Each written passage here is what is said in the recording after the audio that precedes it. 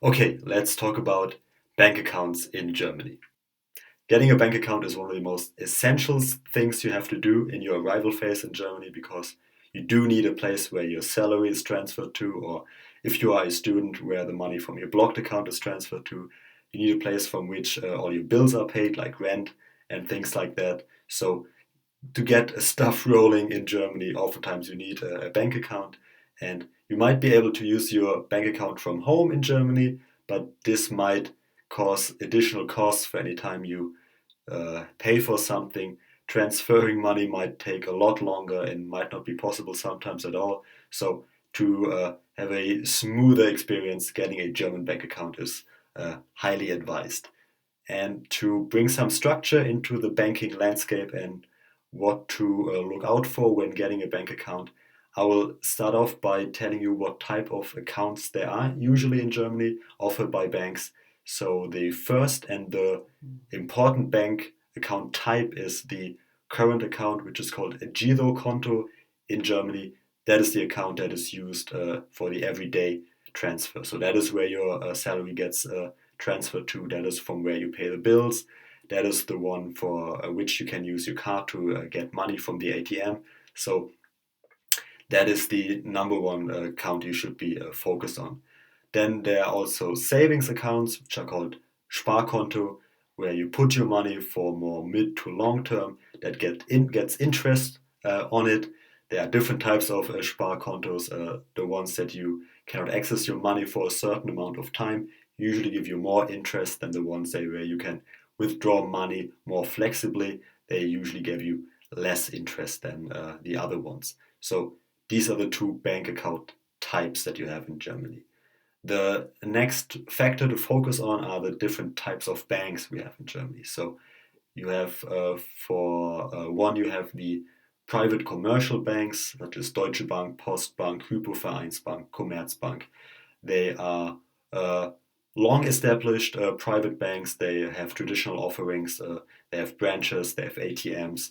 They also have online offerings. They offer a wide range of different products and account types, and for different kinds of employed people, students, and freelancers. So they have a wide portfolio and they're quite large banks.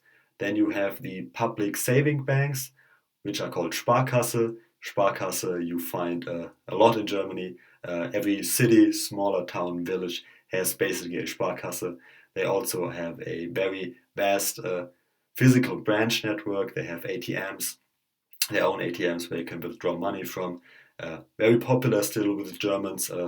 Also older people where you can walk in into the branch and talk to people. Also have online offerings and banks. Maybe not as innovative as other banks, still maybe a little bit more old school, but a reliable and trusted source of banking in Germany, for many Germans at least. The same thing goes for number three, the cooperative banks, which are called Raiffeisenbank. They also are similar to Sparkasse. And then number four, you have the pure online and mobile banking banks. So they are called Direktbank, direct banks, translated literally. They are only existing in the internet, so to speak, and in your phone. They don't have any physical branches. They don't have their own ATMs. So they are only in a virtual scape. So these are the four types of banks that we have. There are four factors that you have to think about when choosing a bank and a bank account. Number one is the products and the general offering that they have. Number two is how easy they are to set up. Number three is the price, so the price for setting it up and the price for just maintaining it. And number four, the customer service that they provide. Number one, the products they offer. I do have to say, many banks nowadays offer virtually the same. So, of course, with the traditional banks, you also have the physical branches, which you don't have with the online banks. So, you cannot walk somewhere and talk to real people. That is not possible. However, they all offer also have the online banking and apps.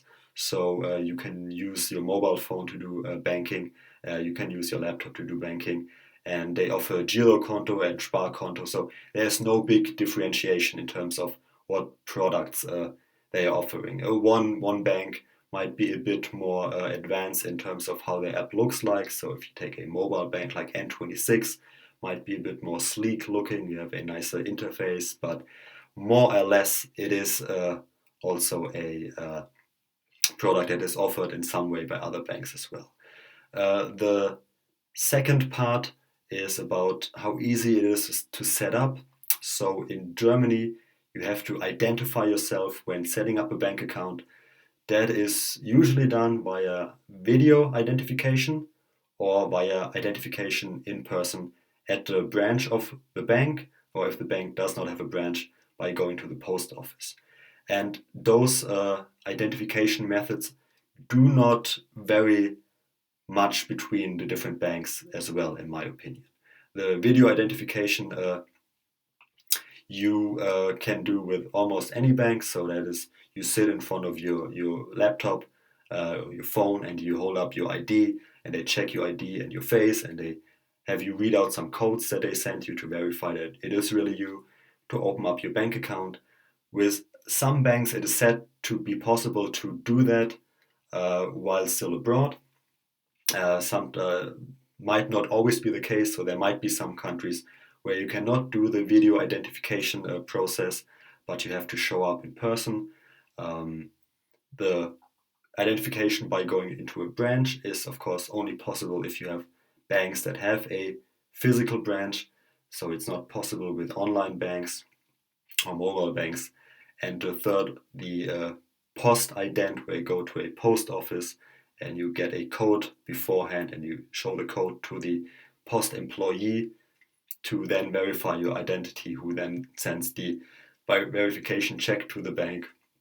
That is also possible between all the banks. So there is not a huge variety in terms of the products that they're offering and the ease of setup between those banks. So what really differentiates the banks is, number one, the costs. So the costs include both cost of setting it up and of running it. Setting up a bank account usually is free of charge at any bank. Sometimes you do have to have a certain amount then deposited into the bank immediately in order for you to have a free of charge maintaining of the bank account. But that's not the case with all the banks.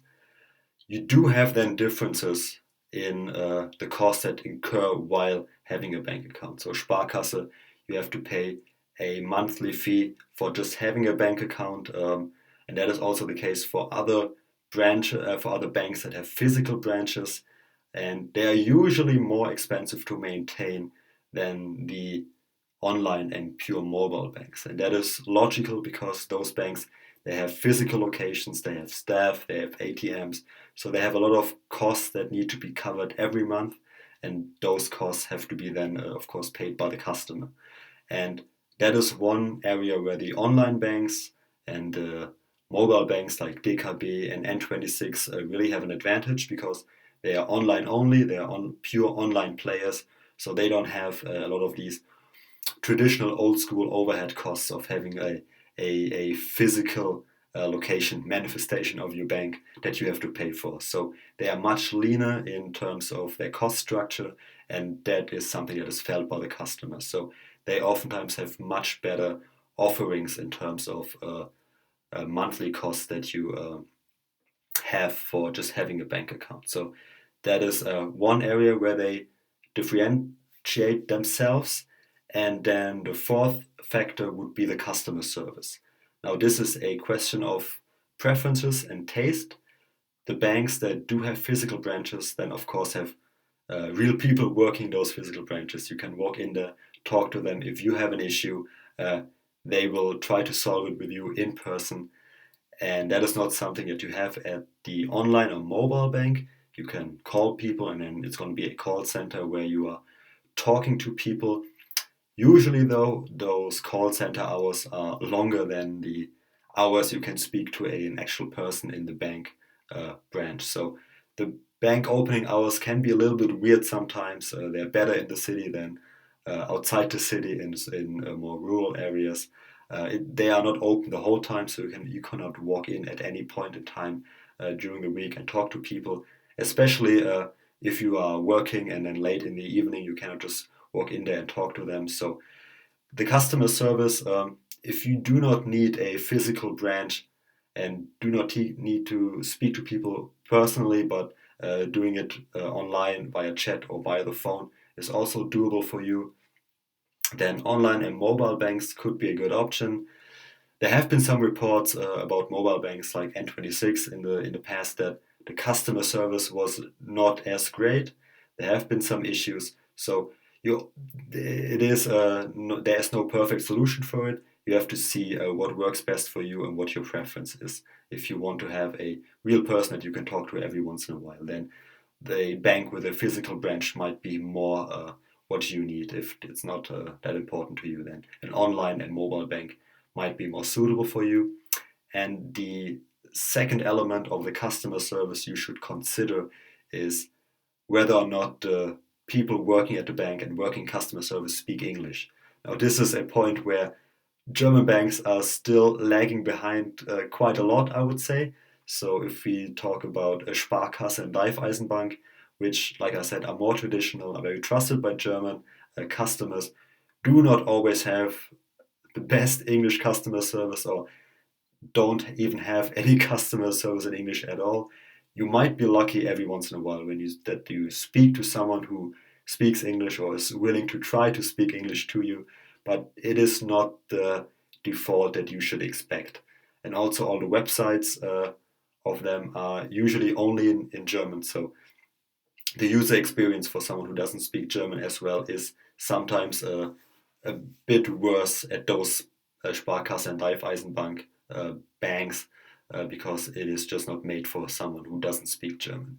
At private commercial banks such as Deutsche Bank and Postbank, they are usually a bit more open for international customers. They have dedicated products for customers who are not from Germany. Might have people also who speak better English or are willing to speak English. So they have a bit more offering in terms of what they can provide in English. Oftentimes, though, then the documents are still then, however, in English. So the main documents, the contracts, in German, I mean, the contracts and things like that are still in English, in German, I mean. So this is something to consider when getting a contract with those kinds of banks. And then the mobile banks and the online banks do the best job in terms of offering English customer service. Banks like DKB, probably on the level of the private commercial banks, but banks like N26 have a whole offering just for English speaking customers. So if you are someone who really only wants to speak English and wants to have English documentation and English customer service, then a bank like N26 might be the best choice for you. Let's quickly recap the chapter on banks in Germany. It's really important to have a bank account in Germany. There are two different types. There's the current account called Girokonto. There's a savings account called Sparkonto. There are four different types of banks in Germany. Basically, there are commercial retail banks. There are public savings banks called Sparkasse. There are cooperative banks called Raiffeisenbank. And then there are mobile and online banks called Direktbanken. And the things that you should consider when choosing a bank really are the elements of cost and customer service, because of in terms of the products that they offer and how easy it is to set them up. There is not a lot of differentiation between those banks. So looking at how much you have to pay and how good the customer service is are the main differentiators. Usually online and mobile banks have a lot lower cost structure because they don't have to maintain physical structures and real employees in those physical branches. So they can offer more competitive prices to the customers than the traditional banks. And in terms of customer service, the online and mobile banks don't have any real person you can talk to, but only chat and call center options. You do have those real options then with the more traditional banks. However, opening hours could be a little bit of a problem. So you have to see for yourself which option you like best. In terms of English customer support, really mobile banks like N26 do the best job because they have a whole offering in English. If you do speak German, though, then the more traditional banks might also be for you if you only speak English. It could be a little bit difficult to get ahead in terms of filling out the paperwork, understanding what they say, and talking to employees of the bank. So I hope I gave you a structure and an overview to understand how the banking environment in Germany looks like and what the components are that you should be considering when choosing a bank, and that this made your life and your journey into Germany a little bit easier.